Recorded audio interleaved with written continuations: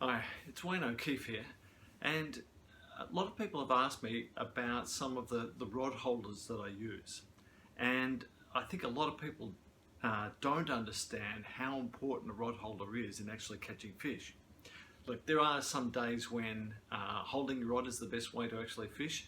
Uh, there's not a lot of days like that, but when the fish are biting really, really hard and um, you can feel the bites and it's happening all the time, then a touch fishing method will work. And that's where on previous videos I've shown just the way, just holding a rod there, almost in an open palm, so that you can actually let the fish actually pull against the rod, and it actually almost moves the rod in your hand.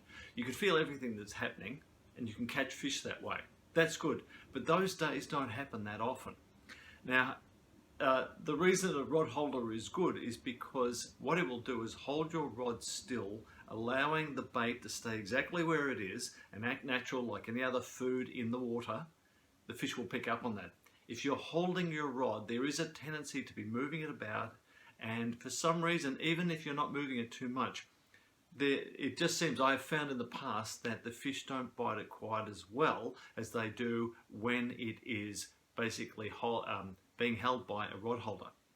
Now, if you go to a lot of rivers in Victoria, walk the banks, you'll find things like this, just the typical fork stick that's been stuck in the ground. Somebody's found it from a branch somewhere and stuck it in the ground to put their rod in. And you see a lot of those. And look, it can work okay. The only thing I find is that they're a little bit irregular in that different shapes. Sometimes it takes a while to find one. You've got to go looking. Sometimes you can't find anything small, so you've got this huge log that you're sticking in the ground. And if you've got a couple of rods, then you've got to find a couple of them. So what I tend to like is either ones I've made myself or professional ones that I've actually bought and use. And I've got quite a wide range. But you don't have to be too sophisticated. You can actually make things yourself, and that's pretty easy to do. I'll just show you some of the stuff I've got so you can see some of the ranges of rod holders, because they do make a big difference to the fishing that you're doing. Now, typically you can find in tackle stores rod holders like this. You can buy these, very simple. You stick them in the ground, the rod goes through here and is sticking out on an angle. They work okay. I do find though that you've got to actually press them in quite hard because they do move around if the rod is quite long. The other thing is that they're always a little bit hard to get out of there. If you get a fish pulling against it, it pulls down on that and the rod butt gets caught in here. Also, they're not very long. You've got to stick that into the ground about that far, so you've only got that much out of the water. I tend not to like them as much, but look, you can use them. As I say, the difference being that you want something that allows you either to have your rod low, say if you're fishing a lake, a still water, a dam of any type, then you want to keep your rod low so that you've got line as close to the water as possible so that the wind doesn't blow it around and it stays still in the water. If you're fishing a river, moving water, you want to have it high so that you keep as much line out of the water so that there's not much influence of flow of water on your line and your bait stays still. Otherwise what will happen is you have a big bow in your line, it takes longer to register a bite, sometimes you can miss them. So it really helps to have rod holders that either keep them high or low. And so a lot of people keep their rods high when they're fishing a lake. It's unnecessary to do that, and the wind action on your line can make a difference to whether the fish bite or not. So some of the others that you can buy, rod holders like this, the rod fits through here, so it's just sitting straight up here.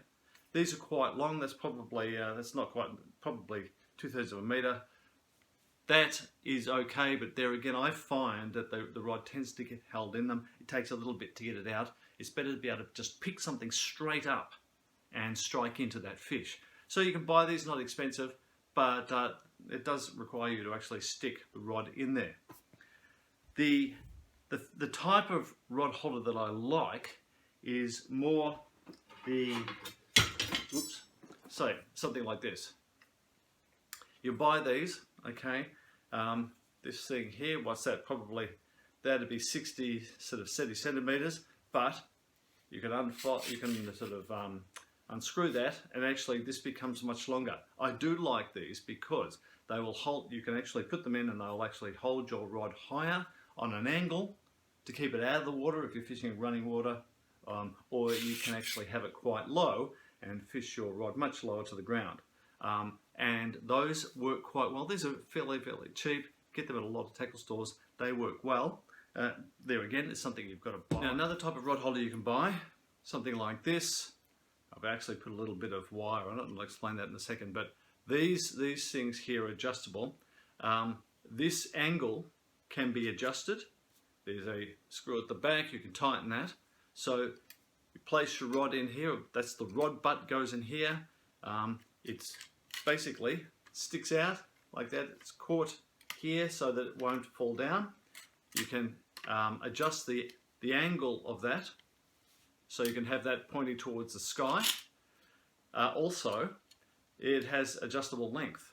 Okay, so you can keep it high or low. I find that quite good. I quite like these, but I don't use it that way. What I've done is I've put a bit of wire over here like that, and I tend to have two rods in it. One rod fits perfectly through there, so you have that going that way, and another rod with this piece of wire goes up there. So you've got two rods out of the water facing towards the sky, easy to pick up.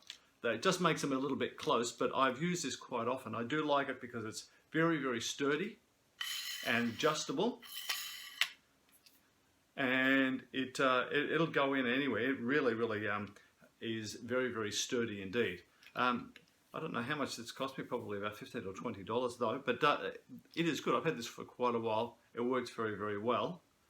It's another thing, that's where you're actually starting to take advantage of having two rods on it, two rods pointed to the sky. If you want to get elaborate, you can start to buy things like this. This is a rod holder. It's aluminium, very sturdy. It has an adjustable height, can be tightened up, therefore you can keep it very high. It takes a number or a range of different head sections on it. This one here is specifically for quiver tipping, and what that means is you put the rod in the ground, you cast in, and your rod, normally you would have the rod parallel with this one, your rod can be pushed down there, but if you want to, and so what will happen is you'll have the line off at an angle, and you can tighten it up further by just moving it across into these different grooves. Now it's more of a competition style rod holder, and quite expensive because I've had it for a long time, but this type of thing is made for people who are going to really focus on in particular watching the tip of their rod. It has different types of heads on it. It has a head like that. It has a head like that, even a bigger one like that fits into these things, and has smaller screw-in tips as well as that. It even has screw-in heads like this. This is an alarm system here. You have your rod through there. The line goes through a small roller, so you have your line when the rod is sitting there. The line is resting on a roller, and when the line is pulled slightly, this starts to buzz and notifies you. So it's the same. It's an electric set of bells, if you like. Takes the place of bells, but it takes a battery and is electronic. I don't use it that much, but I have used it in the past. Look, it's okay. Bit of as far as I'm concerned, for my fishing, I don't need to use it that often, but sometimes at night, because it's all lit up, it actually works very well in those conditions. If you're beach fishing, you might have seen some of my videos when I've been using this. This is a fold-away tripod rod holder. All of these are adjustable. These legs come down further, so it can be quite high. You pull the legs out, it forms a tripod. It's very sturdy. Put the arms over, and you can put a number of rods in here. It's got a screw under here, sorry, a hook under here, you put a weight on that, because when you've actually got big rods, especially if you're fishing into, I use this for fishing into, usually into bay fishing, into when there's a bit of water movement and when there's a bit of wind and things like that, you need it to have that weighted down. But that's a pretty elaborate way of actually doing your fishing there. It actually is great, especially if you're fishing on rocks and things like that, when you can't actually stick something in the ground, then you can use something like that. That was, I don't know how much I paid for that, I've had it for years, but it is elaborate. It does hold your rods there very well, holds quite tall rods very, very well, and with the weight there, it's very sturdy. If you've got a weight hanging down here, this thing is very, very sturdy. The alternatives we could use, for instance, just something like this, PVC piping, all I've done, I cut that on an angle so that it was sharp. It can go into sand, can even go into sort of into the muddy soil if you like. I just put a nail through it, drilled a hole, put a nail through it so that the rod butt stops there, and so you know that it won't be resting on the reel itself. Okay, something like that is very, very simple to make. Best used in sand, but I have used it once before when I was fishing on the Goulburn River on a sandy bank, and that worked quite well there. So getting down to more things that you can actually make. I quite often use anything I can. So we had a clothes horse which broke, a metal clothes horse, and it's metal, just the right gauge, covered in white plastic, which is good because it's very, very easy to see. You don't lose it, you don't leave it behind, because it does stand out. All I did is cut a section off, made a hook in there, and this works quite well. I have that in the car often, so that if I want to go fishing somewhere, I just pull it out, put my rod on it, and I'm ready to go. Something like that is very, very easy to make. So always be looking for something, metal or something like that, wire, that might work out as a rod holder. Certainly beats using a piece of wood or a branch that you found down at your local river. So further to that point, you can make your own rod heads. Now, this here is modeling clay. Now, you can buy that at craft stores, you can buy it anywhere. It's I use this stuff here, Fimo modeling clay. It's very simple. You mold it into the shape you want, you put it into the oven, you just read the instructions, but you put it into the oven, heat it up to a certain temperature for about 20 minutes or so, and it goes hard. Now, it's easy. You can put a hole in that to fit the piece of the piece of metal that I was going to use. The reason I've got this like this is that this is my traveling, and when I say traveling, when I go to interstate or something like that, I will take this in a little rod bag.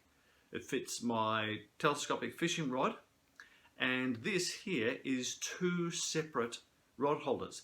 I have got one metal rod holder like that, okay, which is it's probably only about 70 or 80 centimeters long. Piece of Velcro, and my other rod holder that fits this. So I can have two rod holders if I'm fishing a lake or a freshwater still water. I can have two of these, so I have my rod parallel. I have one at the back, one at the front, rested on those. Or I can use this as an extension.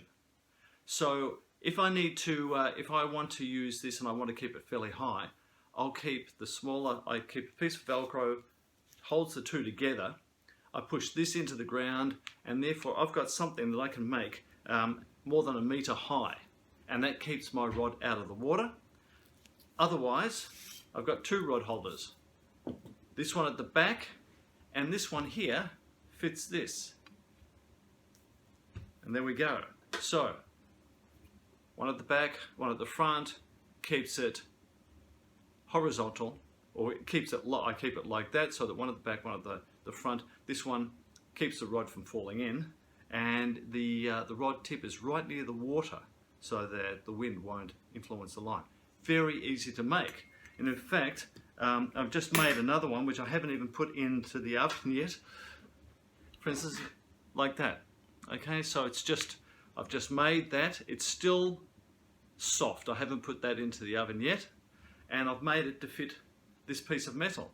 And this piece of metal was an old candle holder that we used outside. We don't use them anymore. So what I did is I've cut it back. I'll use one section is used for that other rod holder. This one here will be used for this. Easy to mold in that shape and works quite well. Easy to carry away. So always be looking for something that you can use. And these are really good. Very, very sturdy. Push into anything, especially when the ground is hard. Now, when it comes to making things, it can be quite easy. Now this here looks like a professional rod holder, does it not? But all it is a piece of steel tubing which I found. We threw an old extension light out, and this was in the center of it, a long tube. I actually cut it in half. I made 2 of these, and this is just a hook screw that I got from the supermarket. No, actually, so I think I got this from Bunnings. In fact, actually, what I've done is I did put a little bit of glue in there, so it's actually stuck pretty well. That has got a thread on it. That's just a screw that goes down to there. It's for screwing into a shed or something like that to hang things off. But it looks really good. And I just squeezed the other end. I just belted the other end with a hammer so that it's flat and sharp, and that goes into the ground really well. But it looks professional. So it's always be looking for things that you can use. You know, fencing wire that you might come across, anything. In fact, I'll show you how simple it can be. This is just an old branch, and what I've done is I've got some wire, and I have just drilled a hole in the top of that and pushed this wire in. I put the wire in. This is just simple wiring, that fairly fine gauge wire. Basically, I got it to the right, bent it in the right shape, and then twisted the end together and then made them straight. And I will glue that in with some wood glue or something like that. That is about as simple as it gets, and you can make these so that you'll always have something to hold your rod when you actually go down to the river or the lake. Now, not just that, you can get a little bit fancy with these things. One thing that I've done is using that clothes horse that we had with the white end. I just had I used to like doing a little bit of woodwork, and all I did is I took a little bit of this is an old gum tree that we had on my parents' property. I just basically cut it off, sanded it back. I did actually put a lacquer on it, or a varnish on it, drilled a hole in it, and it fits onto that. So you can make something pretty fancy if you like, and it's very, very simple. And if you like working with your hands, then these things work quite well. So there you have a nice little rod holder made from a nice piece of wood. And I've got others. I've made others from pieces that I've found, and I'll put fine gauge wire down there as rod holders as well. In fact, this here is a piece of, it's an upright for a wire fence on a farm. All I did is I cut that off, and I basically drilled through and then sanded around. I'll just drill a hole into the end of that, and that will work just as well. So look, there's so many things you can do when you're making rod holders. You can experiment. It becomes a bit of fun, really. You can make anything as cheaply as you like that piece of bent wire that I had there that I put into an old piece of wood, or anything that you find around the house at times. Just be looking for things that might help you.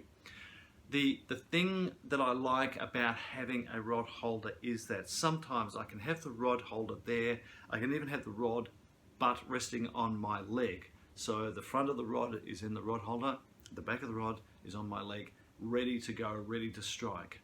Sometimes holding the rod might put the fish off, but you're waiting for that bite, and if you have it there, it's right, easy to get at. I think having rod holders can make the difference in catching fish and not, but you don't have to spend money on them. You can go high-end market and buy some of the things that I've had, or you can make your own. It's pretty easy. It's worth having a shot, and I'd love to hear from anybody who's made anything themselves.